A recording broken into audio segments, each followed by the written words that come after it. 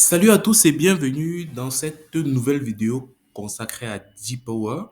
Aujourd'hui, nous allons aborder le calcul de l'échantillon, le calcul de la taille de l'échantillon pour le t-test. Donc, le t-test, fait partie des tests de comparaison des moyennes et plus précisément de comparaison de deux moyennes.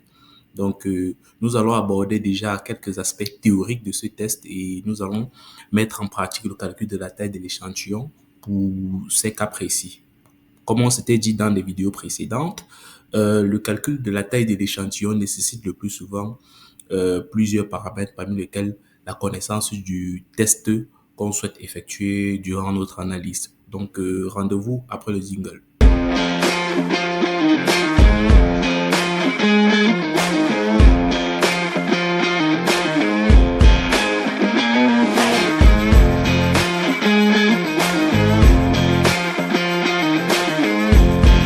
Ok, donc déjà, qu'est-ce qu'il faut savoir lorsqu'on parle du t-test?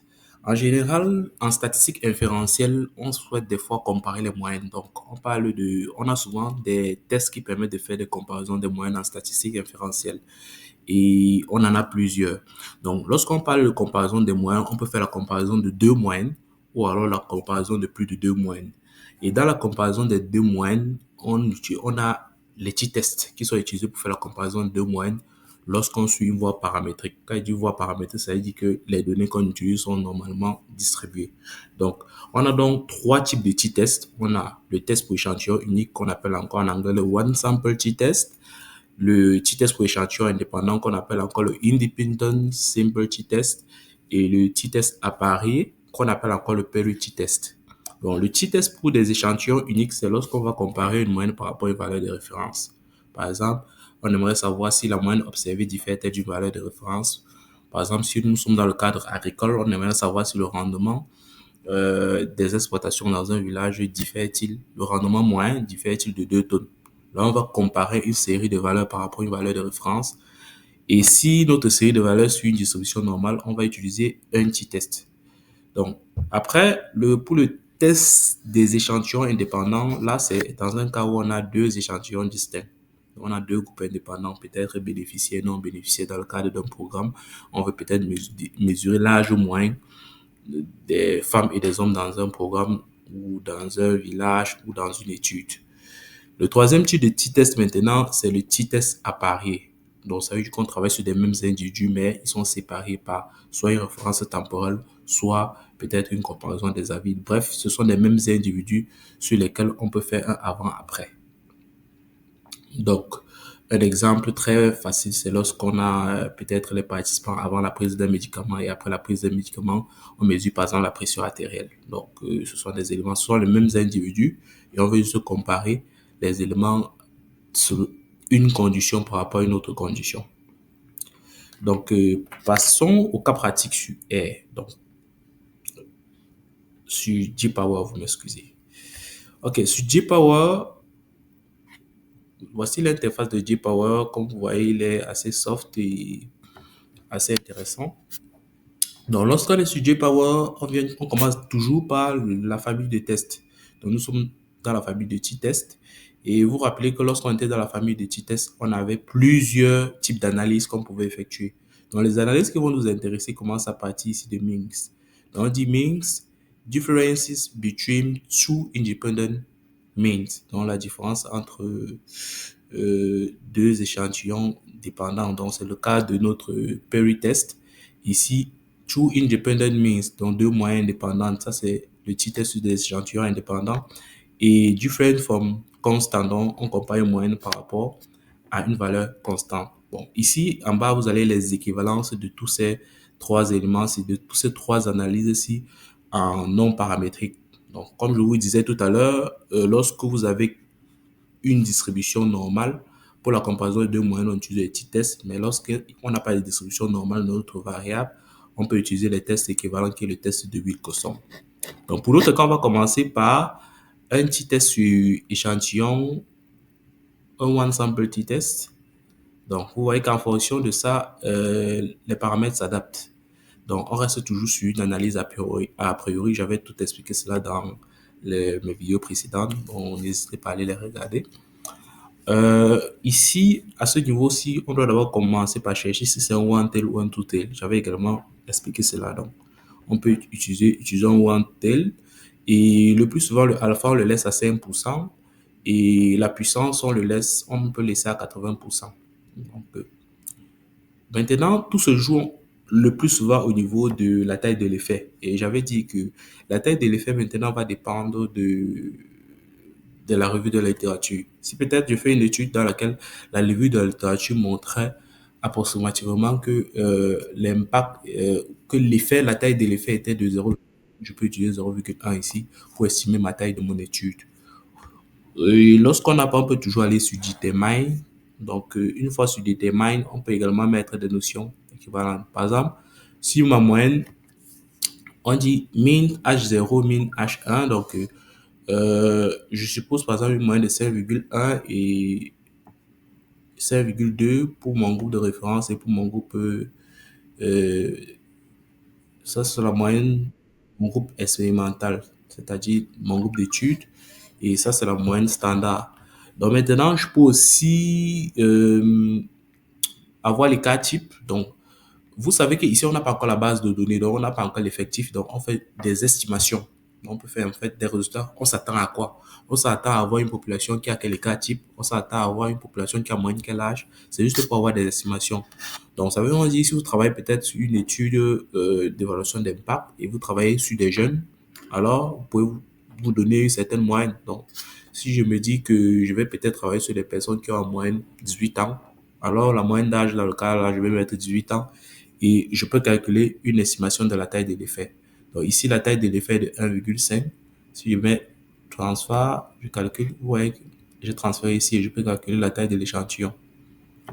Donc, vous voyez que le nombre des personnes de mon échantillon doit être de 6. Donc, c'est quand même très petit parce que vous voyez que la taille de l'effet était très, très forte. Donc, là, vous voyez, si je mets mon curseur là, vous verrez que parmi les choix qui s'offrent à moi, on dit lorsque c'est très grand, c'est quand même autour de 0,80. Lorsque c'est approximativement au milieu, 0,50. Et lorsque c'est petit, c'est 0,2. Donc, lorsqu'on a 1,5, ça veut dire que l'effet est vraiment très, très élevé. Et c'est ça qui réduit la taille de l'échantillon. Donc, si je pars par exemple sur un effet de 0, disons 0,4 et que je pars encore sur Calculate, vous allez voir que je passe à 51, à 52, 52 personnes à prendre dans le cadre de l'étude. Si je ramène par exemple à OneTail, vous voyez que ça diminue davantage. Donc, 3 à tout tel. Et vous verrez également que même la probabilité, la puissance, donc la puissance, si je mets à 0,95, cela aura tendance à augmenter le nombre d'échantillons. Mais tout se joue le plus souvent sur cette taille-ci parce que la plupart du temps, on va définir ceci à 5% et ceci à 80% parce que ce sont des résultats acceptables pour un objectif d'étude. Donc, tout va se jouer maintenant sur l'estimation de la taille de l'effet. Donc, voilà à peu près le résultat lorsqu'on essaie de faire un one sample t-test, comme je l'appelle bien. Si on est dans le cadre d'un two independent t-test, c'est-à-dire un t-test sur des échantillons indépendants, qu'est-ce qu'on aura comme information? Donc, je viens là sur difference between two independent means. Et là, vous voyez, je peux venir là, je modifie. Bon, déjà, je peux rester en restant à tout-tail. Et ici, sur Determine, je peux venir modifier. Donc, soit j'ai le ratio, c'est-à-dire l'effectif du groupe 1 et du groupe 2. Peut-être je suis en train de comparer l'âge moyen des femmes et des hommes dans un village pour essayer de faire une comparaison des moyennes. Bon, si je constate quand même que l'effectif que je peux avoir des hommes est différent de celui que je peux avoir des femmes dans le cadre de mon étude, ça peut arriver. Alors, dans ce cas, je peux me concentrer uniquement à remplir des informations à ce niveau-ci. Je donne la moyenne du groupe 1, la moyenne du groupe 2, et je donne une estimation en fait de l'écart pour chacun des groupes. Donc, par exemple, si je me permets de dire, j'aurai une moyenne d'âge peut-être approximativement des femmes qui sera par exemple de 20 et une moyenne d'âge des hommes qui seront de 25 et que j'ai un écart type de 5, bon, disons même 3, je peux également calculer la taille de l'effet. Ça me donne 1,06, donc c'est quand même élevé. Euh, Disons que je veux un écart type au moins de 0,5. Je calcule. J'ai une taille de l'effet aussi très élevée. Bon, passer à 10, c'est très élevé.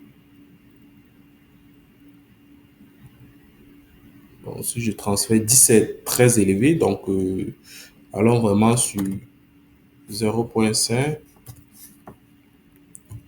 Allons sur 0,5 et je calcule. J'ai ma taille qui est de 64. Bon, il faut également noter que dans le cas de ce calcul, on peut avoir, c'est lorsqu'on a une allocation de N2 sur N1 égale à 1, c'est-à-dire on a le même effectif. Donc, si je mets par exemple l'effectif à 1,5, sachant que j'ai une, vous voyez que ça augmente la taille. Je vais jusqu'à 134. Donc, avec le groupe 2 à 80 et le groupe 1 à 54. Donc, je peux aussi aller voir si mon ratio doit être de 0,75. Et je fais toujours le calcul. Je vais à 138 personnes. Il y avait 88 dans le groupe 2 et 50 dans le groupe 1. Donc, c'est clairement pour dire, faire ces estimations-là, il faut vraiment avoir soit des résultats attendus, soit un peu se donner une estimation des résultats qu'on attend. Parce que pour parfaire réellement les résultats, on doit avoir en fait une idée de ce qu'on veut et des effets attendus. C'est ça qui va me permettre de faire une estimation. Bon, déjà que nous sommes toujours dans le cadre d'un calcul qui se fait avant de mener les investigations sur le terrain. Bon, ici, on peut faire le dernier test qui est le parity test, où on aura plus, on aura quelques éléments uniquement ici à remplir, notamment si c'est le one tail ou le two tail. Donc, allons sur le one tail. On aura maintenant la taille de l'effet soit à 0,5. Ici, on part la puissance à 0,80 et on calcule. Et là, on a une taille de 27.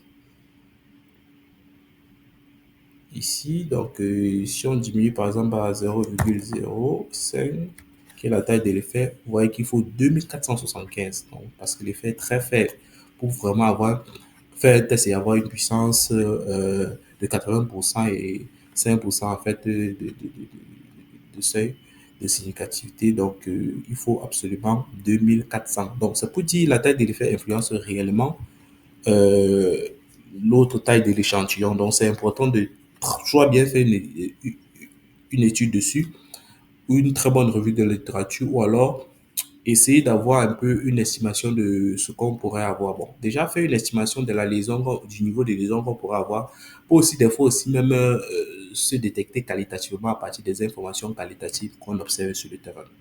Donc, voilà pour les trois types de petits tests.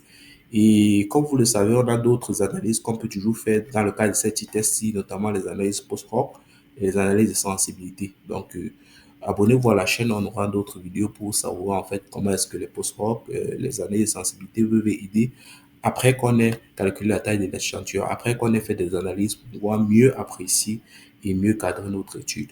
Donc, si la vidéo vous a plu, n'hésitez pas à vous abonner et à partager et à cliquer sur le pouce bleu. À très bientôt et merci.